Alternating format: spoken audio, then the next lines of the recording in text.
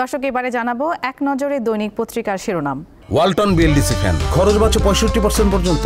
Walton BLDC fan ছড়ায় স্বস্তির সবুজ হাওয়া। শুরুতে আমাদের হাতে রয়েছে দৈনিক প্রথম আলো। প্রধান শিরোনামে রয়েছে প্রধান উপদেষ্টা হতাশ, ক্ষুব্ধ, পদত্যাগ নিয়ে আলোচনা।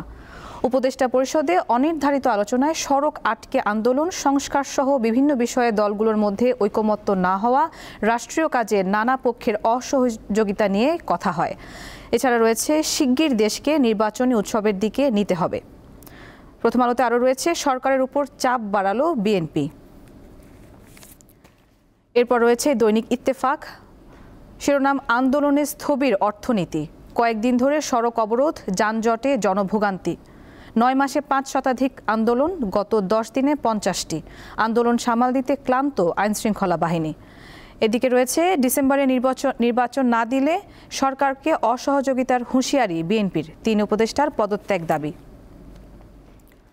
এরপর রয়েছে দৈনিক কালের কণ্ঠ। শিরোনাম পদত্যাগের কথা ভাবছেন প্রধান উপদেষ্টা ডক্টর ইউনূস।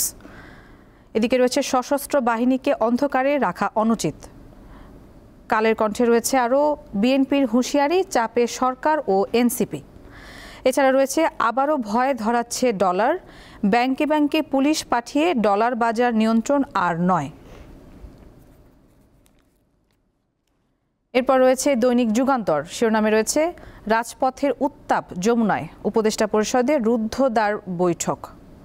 পদত্যাগ করতে চান ডক্টর মোহাম্মদ ইউনূস, পদত্যাগ না করার অনুরোধ নাহিদের, সর্বদলীয় বৈঠক ডাকার আহ্বান জামায়াতের।